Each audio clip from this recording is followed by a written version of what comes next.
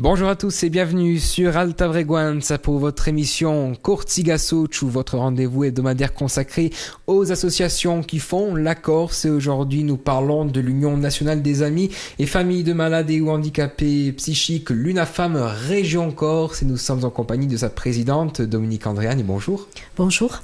Et également en compagnie d'Agnès Roy. Bonjour. Bonjour. Alors vous êtes psychologue, psychothérapeute et vous intervenez au titre donc du groupe de parole de l'UNAFAM Corse. On va en parler durant toute cette semaine. Alors première question toute simple, on met les choses à plat et on est dans cet objectif de vulgarisation générale. Qu'est-ce que l'UNAFAM ? Alors l'UNAFAM, c'est un regroupement de familles au plan national et chez nous régional, de toutes les familles concernées par la maladie psychique ou les troubles psychiques d'un proche. C'est une association d'entraide entre familles, de proximité. C'est l'accueil des personnes qui se posent des questions concernant les troubles que présentent leurs jeunes, leurs adultes. Nous sommes là pour former également les aidants familiaux. Nous faisons des groupes de parole. Nous avons plusieurs activités en ce qui concerne cette entraide et cette aide que nous portons. Nous voulons les défendre également. Nous représentons les usagers à travers des commissions au niveau des institutions publiques et nous voulons également défendre les intérêts des personnes qui ne peuvent pas parler, qui sont tellement, pour certains, tellement gravement touchés, qui n'osent plus demander, qui ne peuvent pas demander de l'aide. Nous sommes là justement pour porter cette parole. Nous voulons aussi déstigmatiser la maladie psychique ou les troubles psychiques parce que ce sont des personnes qui avant tout souffrent. Et chaque famille plus ou moins élargie connaît peut-être justement des jeunes ou des adultes qui présentent ces troubles. Nous voulons leur porter un message d'espoir. C'est-à-dire que nous avons à l'UNAFAM des familles concernées. Nous avons passé plusieurs stades qui sont liés à la découverte de cette maladie, à cette façon de rentrer dans la maladie qui parfois est une crise. Nous avons réussi en fait à passer toutes ces étapes avec l'aide de professionnels, avec cette entraide de l'UNAFAM que nous avons trouvée auprès d'autres familles qui nous projettent dans l'avenir. Nous sommes confrontés parfois dans le présent quand les difficultés sont vraiment difficiles à évaluer, à dépasser, des moments même de désespoir, mais je pense que ce sont des périodes qui peuvent après, avec de l'aide, surtout demander de l'aide autour de soi, que ce soit des professionnels ou à l'UNAFAM, ce sont des moments qui peuvent être dépassés et on peut reconstruire un avenir. Et le proche a quand même la possibilité également de cette créativité liée surtout à la jeunesse de pouvoir s'en sortir. Donc ne perdons pas espoir. Nous sommes là pour vous aider au niveau régional. Nous avons un service d'accueil téléphonique au 06 79 30 26 59. Nous avons un groupe de parole qui réunit des parents justement qui peuvent déposer une parole qu'ils n'oseraient pas dire avec même la famille ou des amis. Nous sommes entre familles concernées, aidées par une psychologue, Madame Roy, qui nous accompagne et ce groupe de parole existe à Ajaccio depuis 2010. Donc nous sommes vraiment là pour essayer de partager avec vous ces moments difficiles. Il ne faut pas hésiter à nous contacter. Nous connaissons également le réseau médical, médico-social et social. Nous pouvons vous mettre en relation avec ces personnes, vous aider à faire cette transition, décoder aussi ce monde de la psychiatrie, entre guillemets, qui est parfois si opaque quand on rentre dans cette maladie. Et pour ces jeunes qui sont en souffrance, nous voulons vraiment dire, faites-vous aider. Voilà, c'est quelque chose qui est à votre pour vous aider, qui est un droit. En fait, il ne faut pas le voir comme quelque chose qui est lourd, mais un droit pour vous de vous en sortir, de trouver des solutions. Alors on a fait déjà un large tour d'horizon, alors on va parler avec la professionnelle, si j'ose dire, Agnès Roy. Donc vous intervenez au sein de ce groupe de parole. Comment ça se passe justement dans le concret ? Alors effectivement, depuis, je crois, 2010, ce groupe de parole est en place et j'en remercie Madame Andréani. C'est un groupe de parole qui est relativement souple dans sa composition, c'est-à-dire qu'il accueille de façon mensuelle des parents et des proches de malades psychiques. Et effectivement, chacun, tour à tour, fait part de son expérience et de ce qu'il vit dans le quotidien familialement, avec ce proche en souffrance. Alors ce groupe, il a plusieurs fonctions. Il a avant tout une fonction, je dirais, de partage. C'est vrai que lorsqu'il y a, et là cette année, les objectifs de l'ACISM sont essentiellement portés sur l'adolescence. C'est vrai que l'adolescence, c'est souvent un âge où se déclenche, se dévoile la pathologie mentale, et c'est le moment où le système familial, l'entourage vient voir comme ça s'effondrer un certain nombre de représentations, de projections qu'il avait pu avoir sur son jeune. Et là, effectivement, bien souvent, ça se matérialise par une grande angoisse et une forme de fixation dans un impossible avenir. Alors, le groupe de parole, alors bien évidemment, les réponses sont là, les réponses médicales, les réponses psychologiques, sociales.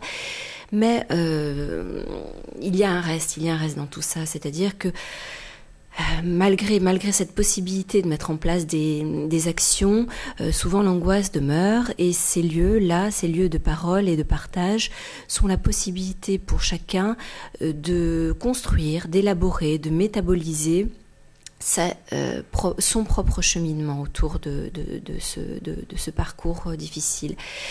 Alors, des gens viennent de façon très régulière, sont là tous les mois. D'autres, de façon beaucoup plus ponctuelle, viennent nous témoigner comme ça lors d'un changement, lors d'une avancée, lors d'un recul, lors d'une trouvaille, viennent témoigner et partager de ces changements dans la vie de leurs proches.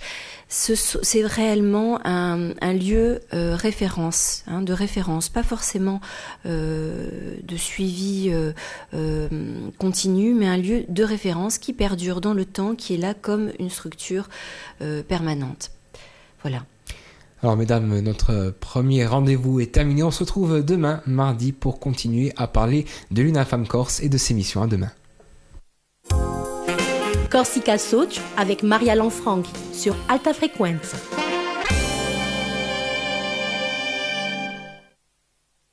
Bonjour à tous, bienvenue sur Alta Frequenza, 10h15, c'est votre rendez-vous hebdomadaire consacré aux associations Corsica Soch. Nous sommes avec l'UNAFAM Corse, l'Union nationale des amis et familles de malades et ou handicapés psychiques, et sa présidente nous accompagne, Dominique Andréani, bonjour. Bonjour.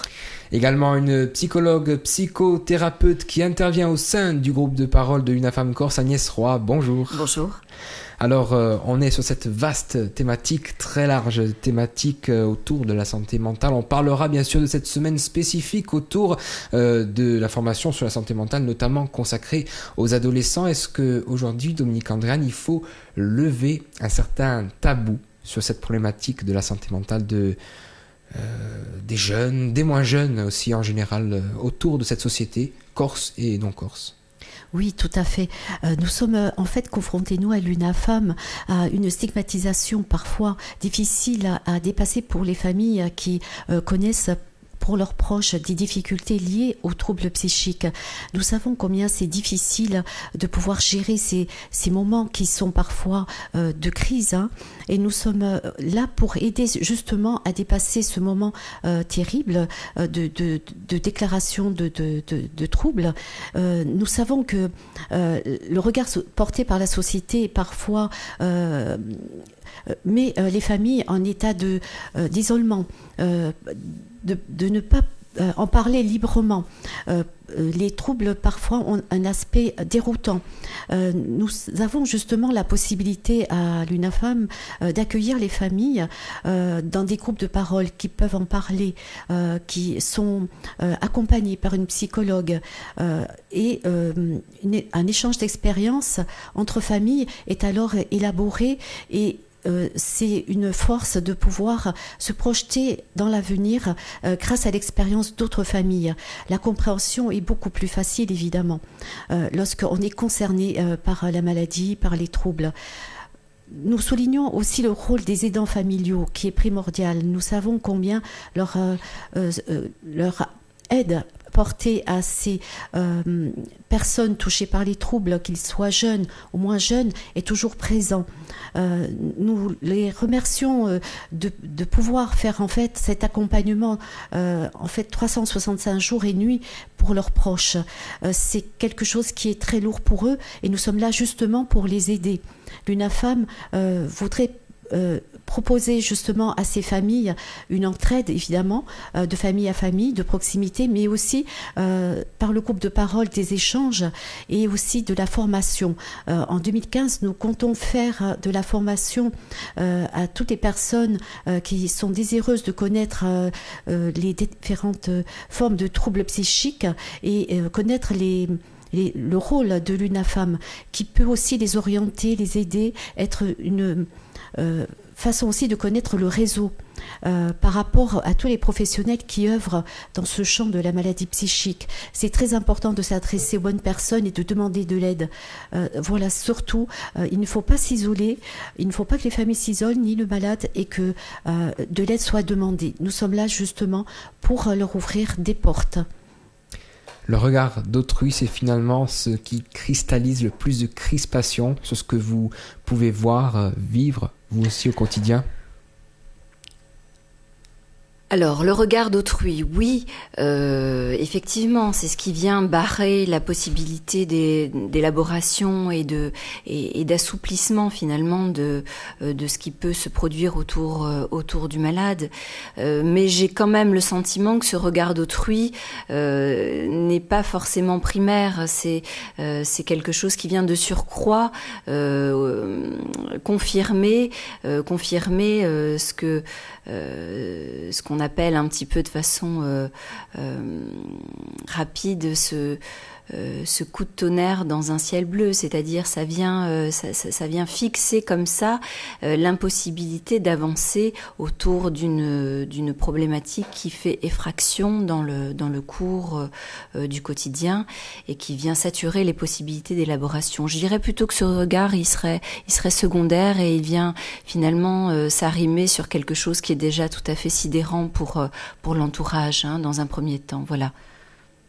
Justement, au-delà de ce groupe de parole, de ces échanges multiples, comment aider les familles qui sont concernées par cela ? C'est leur faire voir quand même qu'il y a des évolutions possibles, des solutions, des pistes. Lorsque la famille est confrontée, les familles justement ont l'impression d'être devant un mur d'incompréhension. Le domaine de la maladie psychique est très opaque. Nous savons que les parents confrontés à ce problème, pour 80%, ne connaissent pas le monde de la psychiatrie. Nous sommes là pour leur décoder. Voilà, cette expérience de famille à famille est très appréciable parce que nous pouvons comprendre à quel stade se trouve la famille et leur donner les perspectives d'évolution et les orienter vers les personnes qui pourront le mieux les aider. Nous sommes dans un réseau avec des professionnels, que ce soit du soin, du médico-social, du social, et nous sommes vraiment là pour faire cette transition. Et quand il y a incompréhension, notre rôle à nous est de faire un petit peu les intermédiaires. Et nous sommes vraiment motivés parce que nous sommes passés par ces expériences-là et nous savons que il y a toujours de l'espoir et que nous sommes un recours. Alors, on parlait de dédramatisation aussi précédemment. Est-ce que ce monde de la psychiatrie en général fait aujourd'hui toujours un peu peur ? Alors, j'ai du mal à vous répondre puisque j'en fais partie et qu'effectivement, à force de le côtoyer, on n'est pas du tout dans le registre de la peur. Alors oui, je pourrais témoigner effectivement du fait que lorsque quelqu'un arrive en consultation, l'image du psy reste effectivement quelque chose de compliqué à aborder. Oui, c'est sûr. On se retrouve demain, mercredi, pour continuer notre semaine consacrée à l'UNAFAM Corse. À demain. Cortigasso, votre rendez-vous consacré aux associations toute la semaine sur Alta Breguanza à 10h15, semaine consacrée à l'UNAFAM Région Corse, l'Union nationale des amis et familles des malades et ou handicapés psychiques. Dominique Andriani, sa présidente, est avec nous toujours cette semaine. Bonjour. Bonjour. Également Agnès Roy, psychologue, psychothérapeute et qui intervient également au sein du groupe de parole de l'UNAFAM Corse. Bonjour. Bonjour. Alors, des personnes qui jouent un rôle important également dans la prise en compte, la gestion, la prise en charge en général des différents troubles psychiques, souvent, ce sont les aidants familiaux, aidants aussi qui peuvent être autres, il faut le préciser. Oui, en ce qui concerne les aidants, nous savons par expérience, puisque nous sommes des familles concernées, que le rôle des aidants est primordial. Ce sont eux qui vont, quand la personne qui a des troubles psychiques est jeune, les accompagner tout au long de ce parcours qui est semé en fait d'embûches, parce qu'il faut aussi comprendre que le trouble psychique, c'est un trouble parfois du comportement, donc il faut s'adapter, que l'aidant familial s'adapte familialement à ce nouveau contexte et qu'il aide le soignant, qu'il contribue à faire accepter aux jeunes parfois en difficulté, qui refusent parfois de rentrer dans le soin, cette aide. Nous sommes vraiment, en tant qu'aidant familial, dans un contexte souvent de difficultés relationnelles.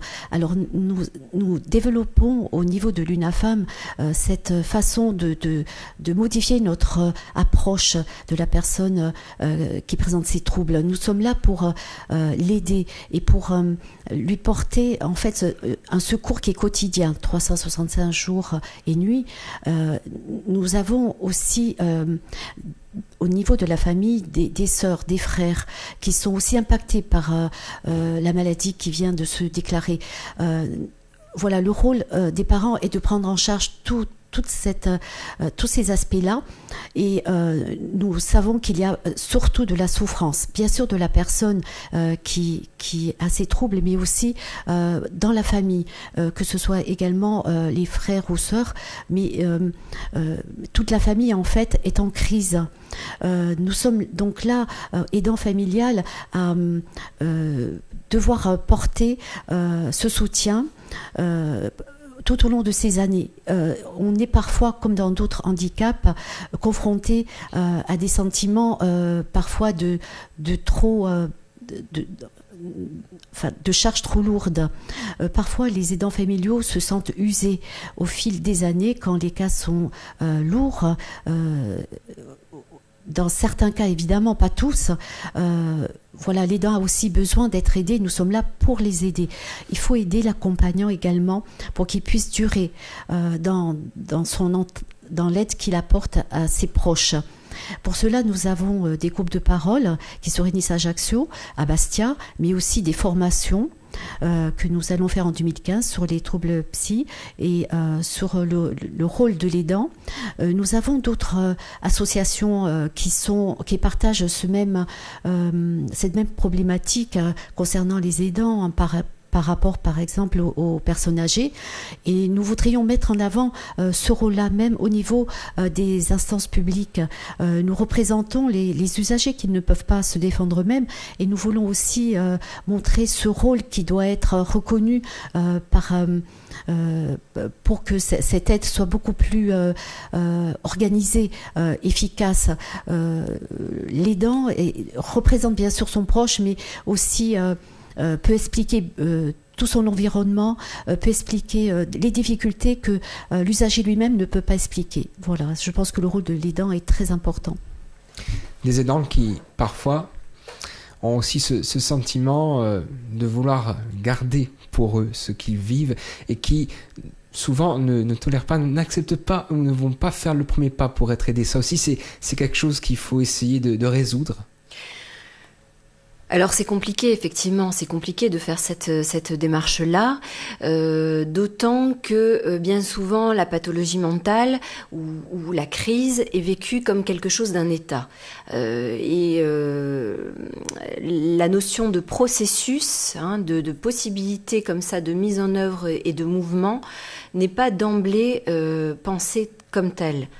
Et effectivement, tout notre travail, nous, dans les groupes de parole, c'est d'essayer de tenter de remettre en œuvre ce mouvement. C'est vrai, quand un jeune, comme ça, un adolescent, est pris dans un processus morbide, pathologique, il y a une nécessité d'assouplir le système et les formes d'interaction du système.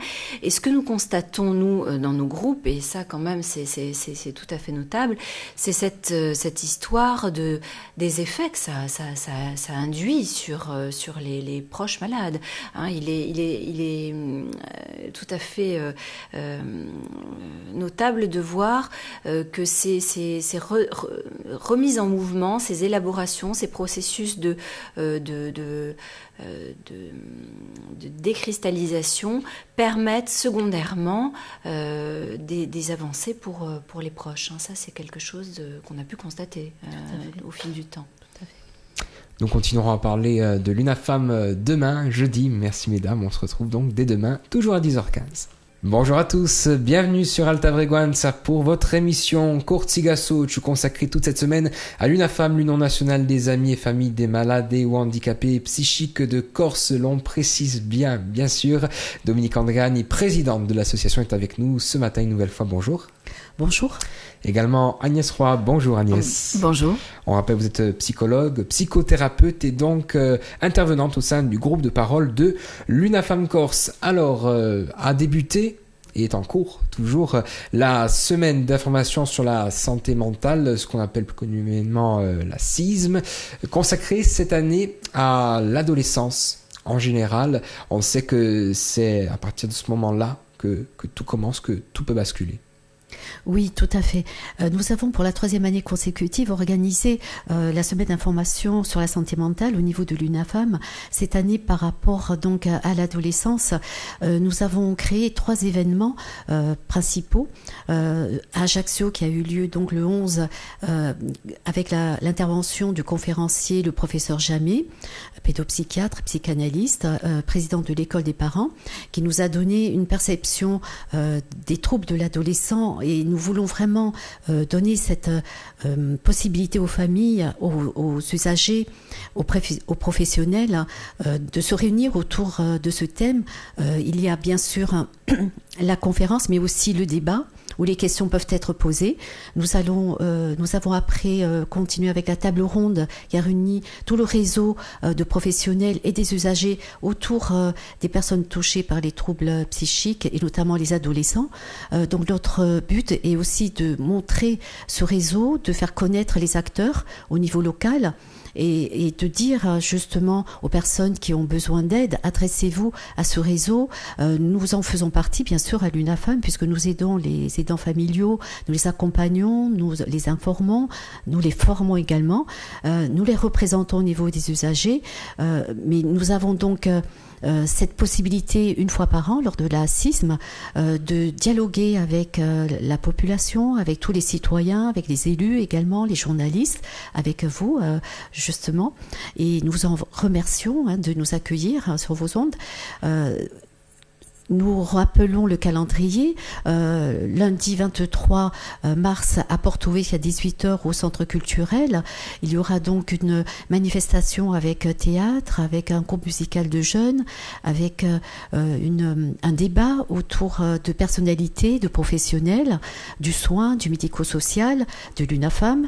Donc n'hésitez pas à venir et poser vos questions. C'est vraiment un moment de partage que nous voulons faire. Et à Bastia, il y aura donc un colloque le 25 mars à l'Institut méditerranéen de formation à Borgo à partir de 14h30 avec le professeur Jamet qui se déplace et nous remercions bien sûr de venir nous faire part de sa perception, de cette ouverture qui est vraiment un message également d'espoir pour les familles et pour ces jeunes qui sont en difficulté. Une analyse qui peut bien sûr aider tout le monde qui est confronté plus ou moins avec des difficultés à un adolescent qui pose parfois problème. Il faut savoir quand même que nous avons tout un réseau qui sera après à 17h convié à une table ronde qui répondra à vos questions, qui débattront sur leur mission, leur expérience du terrain sur Bastia. L'adolescence, Agnès, c'est là où on disait où tout se révèle, où on vit une période charnière dans la vie justement d'un homme, d'une femme en puissance. C'est là que se révèlent les sentiments, la sexualité. Entre autres, c'est quelque chose de difficile à gérer pour un jeune homme, une jeune femme. Vaste sujet. Alors effectivement, on peut le prendre par de multiples voies. Donc effectivement, c'est, comme je le rappelais hier, la notion de processus qui est principale. Alors oui, l'adolescence, c'est effectivement l'âge du remaniement identitaire, l'âge de la nécessité de s'ériger sur des nouvelles positions, une nouvelle place dans la famille, enfin voilà, toutes ces choses qui font qu'effectivement c'est une grande période d'instabilité pulsionnelle, émotionnelle, identitaire, sociale. Oui, effectivement, c'est une période compliquée et il est vrai que la psychiatrie classique nous indique que c'est notamment pour ce qui concerne les schizophrénies essentiellement, c'est l'âge où les premières décompensations ont lieu, aux environs de 18-19 ans. C'est compliqué, les familles nous le disent, c'est compliqué de faire la part des choses entre ce qui relève d'un processus un petit peu complexe, mais normal, entre guillemets, de cheminement, et puis effectivement la cristallisation dans un écueil pathologique, psychopathologique. Alors il y a une symptomatologie qui a été définie par les psychiatres, mais malgré tout, ça reste toujours compliqué de venir poser les choses à cet âge-là. Mesdames, merci pour ce nouvel entretien de ce jeudi. Demain, vendredi, nous terminerons tout doucement, mais sûrement, notre semaine. À demain. Bonjour à tous, bienvenue sur Alta Frequenza, notre dernier jour Cortsigasochu de cette semaine consacrée à l'Union nationale des amis et familles de malades et handicapés psychiques, l'UNAFAM Région Corse. Nous recevons pour ce dernier jour sa présidente Dominique Andréani. Bonjour. Bonjour. Et également une psychologue, psychothérapeute et qui intervient au sein du groupe de parole de l'UNAFAM Corse, Agnès Roy. Bonjour. Bonjour. Une semaine d'information sur la santé mentale, semaine nationale donc et annuelle, consacrée une nouvelle fois à l'adolescent. Être adolescent aujourd'hui, on le disait, vaste programme. Être adolescent, surtout dans notre société d'aujourd'hui, en 2015, c'est dur, c'est compliqué. Il y a aussi ce trop d'émotions qu'il faut gérer, ce trop d'informations aussi. On en est souvent inondé, même adulte, jeune adulte, et quand on est adolescent, on suppose que là aussi la gestion est compliquée. Oui, tout à fait. Nous sommes confrontés à l'UNAFAM Corse aux problèmes posés par les jeunes qui ont des difficultés psychiques. Ce n'est pas le cas évidemment de tous les jeunes. En grande partie, c'est une période qui se passe quand même relativement bien, mais dans 25% des cas, il se peut que ces troubles aient besoin d'une aide. Alors ce sont les familles qui se posent des questions, qui sont inquiètes, qui ne savent pas où s'adresser. Nous sommes là justement pour répondre à ces questions et orienter vers quel acteur professionnel, socio-professionnel on peut demander cette aide. Nous avons remarqué aussi au niveau des familles qui viennent nous voir à l'UNAFAM qu'il y a parfois du déni au début, parce qu'on pense que notre jeune ne sera pas, je veux dire, dans un contexte difficile tout le temps, que ce n'est qu'un passage, et donc que avec le temps ça va s'arranger, mais parfois ce n'est pas le cas. Et quand il y a isolement, prolongement de cet isolement de l'adolescent, qu'il y a parfois cette façon de se retirer un petit peu du monde scolaire, du monde des amis, c'est un signal d'alerte, et nous souhaitons vraiment que les parents demandent de l'aide à ce moment-là, et nous sommes à l'UNAFAM conscients que c'est difficile, mais on peut avoir une entraide entre familles. L'expérience que nos familles ont peuvent apporter des solutions rapides et qui peuvent bien sûr aider à soulager cette souffrance qui parfois peut, dans des cas assez graves, être pris en charge ensuite par des professionnels de la psychiatrie. Pour ces parents qui sont confrontés à ces sortes de difficultés quand même un petit peu qui sortent de l'ordinaire, hein, que les parents ne connaissent pas, qui les font rentrer dans un monde inconnu, nous sommes là pour décrypter tout ça. Nous sommes là aussi pour les accueillir, pour les accompagner, les aider dans leur soutien à ces jeunes. Il ne faut pas hésiter à demander de l'aide. Voilà, s'il y a un message important à faire passer, ne restez pas isolés, demandez de l'aide. Des acteurs sont là, un réseau est là, il faut vous faire aider. Nous sommes vraiment conscients, nous familles, que si cette aide a été apportée assez tôt, il y aurait une prise en charge beaucoup plus conséquente, efficace et moins de souffrance, surtout pour les jeunes et pour les familles. C'est le message bien sûr que l'on a voulu faire passer toute cette semaine et on pense qu'il est largement passé, on le relaiera encore davantage. On va continuer sur cette thématique plus générale de la santé mentale et Agnès, est-ce que selon vous ce problème, qui peut être aussi un problème de société finalement, est suffisamment pris en compte par nos politiques, notamment par le gouvernement ? Alors là, je vais me défausser sur Madame Andréani. Je pense qu'elle est plus à même de répondre à cette question puisqu'elle est en lien direct avec les différents acteurs et les... Je vous laisse parler, madame.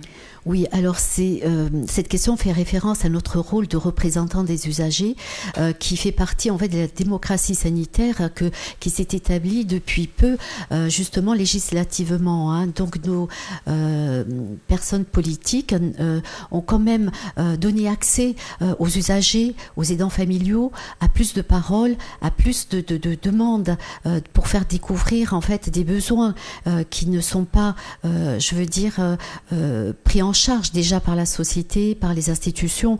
Alors ce n'est pas, il ne faut pas rechercher la faute auprès des différents acteurs, mais en fait améliorer le système. Nous sommes là pour un partenariat, nous, représentants des usagers, avec les différents professionnels du soin, du médico-social et du social. Nous sommes complémentaires du travail qu'ils font. Nous aidons les familles, mais aussi nous représentons les usagers dans leurs demandes les plus difficiles, comme le logement, l'accompagnement également. Nous demandons pour la maladie psychique et les personnes touchées par ces troubles plus d'accompagnement. Ce sont des personnes qui s'isolent, qui ont besoin d'être soutenues. La famille, bien sûr, est là, mais elle vieillit, elle s'use, et puis en même temps, elle disparaît. Comment vont faire ces personnes? C'est un souci permanent des familles. Comment vont-elles se débrouiller quand le handicap est grave? Voilà, nous savons que des professionnels sont là, sont très consciencieux dans leur travail et vraiment sont précieux pour le parcours de vie. On peut parler de parcours de vie à l'heure actuelle et nous savons que les pouvoirs publics le prennent en compte, mais qu'il y a des changements et que ces changements se feront doucement, bien sûr. On ne peut pas répondre à tous les besoins très rapidement, mais nous sommes dans cette démarche. Nous prenons le temps et nous savons que nous, familles, nous connaissons tous les besoins transversaux de la personne touchée par la maladie psychique. Dernier mot sur ce problème en général. Est-ce que la difficulté de gestion pour les professionnels notamment est d'autant plus compliquée ici en Corse avec la spécificité du territoire que l'on connaît ? Alors pour les professionnels, je ne saurais vous répondre. En revanche, je pense avoir quand même repéré certaines particularités du fait de l'insularité. C'est vrai que nous parlions de cette complexité identitaire et identificatoire à l'adolescence, qui est le moment où effectivement le jeune chemine progressivement et vient s'arrimer à des identifications très fortes. Et on a en tête les caricatures de posture que peuvent prendre les adolescents. Ce cheminement à travers des identifications successives est effectivement complexe dans ce lieu où effectivement c'est vrai que le regard de l'autre est rarement anonyme, hein, donc c'est vrai que c'est un petit peu compliqué de ce point de vue. Ce que je voudrais souligner également, c'est le manque de structure d'hébergement et d'accompagnement qu'il y a en Corse. Nous sommes un petit peu confrontés à une particularité justement de l'île, c'est-à-dire que nous ne pouvons pas, comme peut se faire sur le continent, une famille peut prendre une voiture et aller dans une autre région. Nous sommes confrontés à notre insularité et il est très important que les pouvoirs publics prennent en compte cette difficulté, c'est-à-dire que puissent être créées quand même des structures d'hébergement qui prennent le relais après le soin. Ce sont les familles à 70% qui sont confrontées à la sortie de l'hôpital de leurs proches en situation de handicap et de maladies psychiques et qui supportent toute cette obligation en fait de leur apporter cet environnement social qui est vraiment très lourd pour les familles. Des structures d'hébergement et de répit pour les familles sont vraiment nécessaires. C'est un appel que nous lançons au pouvoir public pour qu'ils prennent en compte ces demandes. Je vous remercie. Et on espère bien sûr que le message est passé sur nos ondes. En tout cas, on n'en doute pas une seule seconde. Merci mesdames d'avoir passé cette semaine avec nous. On rappelle les contacts, un numéro de téléphone 06 79 30 26 59, un email 20@unafam.org et un site www.unafam.org. Merci, à très bientôt. Merci à vous. Merci.